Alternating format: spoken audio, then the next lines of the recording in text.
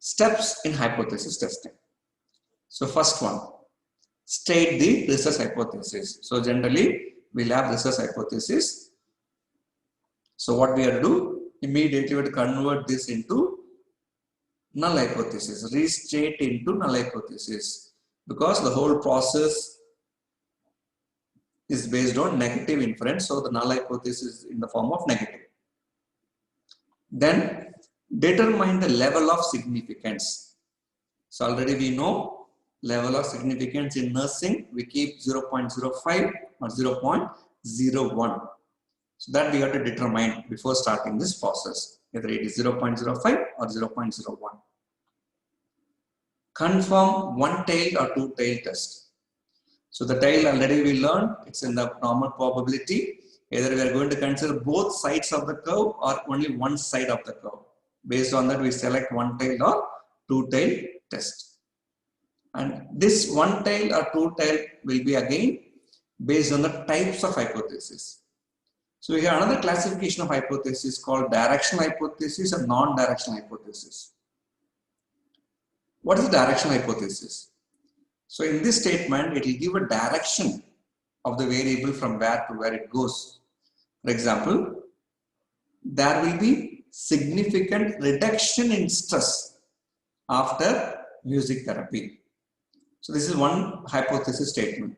In this statement, it gives the direction how the stress is going to be after the music therapy. Here the direction is reduction, there will be less. So it gives in only one direction. So when we have only one direction, we have to select one tail test. Suppose the same statement is written like in a non-directional form, like there is significant difference in stress before and after music therapy. So in this statement, it is not showing the difference is increased or decreased. It's showing it's only difference. So this time we have to take two-tailed test, because the statement is not, it's not talking about the direction from where it goes, either increasing or decreasing.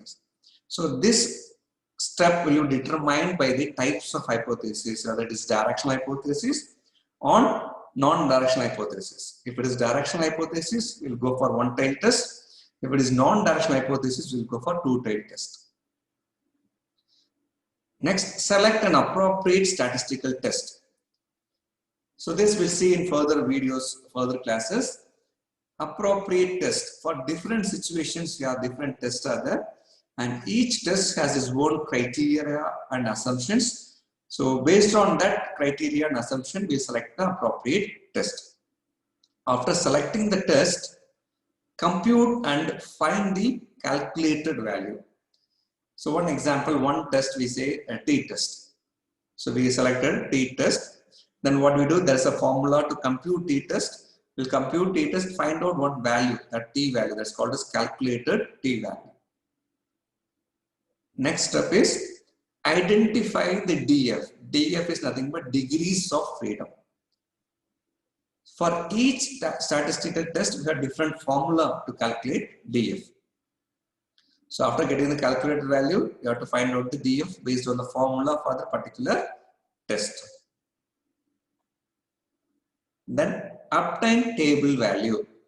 So we have standardized tables for each test. T-test has its own table, chi-square has its own table, correlation has its own table. So like that, each statistical test has its own standardized table. So from the table, we have to find out the table value.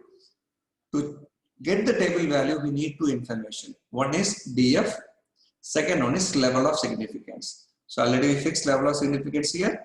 Now we have calculated DF. Based on these two data, you have to find out the table value. So with that, all the steps are over. Next, we have to compare these two values, table value and calculated value. Based on that, we'll conclude the result. So there are two scenarios may happen. First one is, if the calculated value is higher, the calculated value is higher than the table value,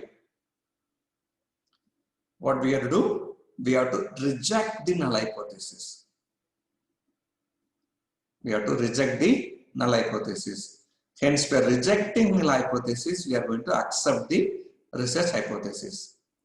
This in conclusion we can make when the calculated value is higher than the table value. Next, opposite to this, what may happen? If the calculated value is lesser than the table value. In this case, we accept the null hypothesis. Since we are accepting, you have to reject the research hypothesis. So this process is called as hypothesis testing. So just I repeat once again, state the research hypothesis, restate null hypothesis, determine the level of significance, confirm one-tail or two-tail test, select an appropriate statistical test, compute and find the calculated value, identify the DF, degrees of freedom, obtain the table value, then compare the table value with the calculated value.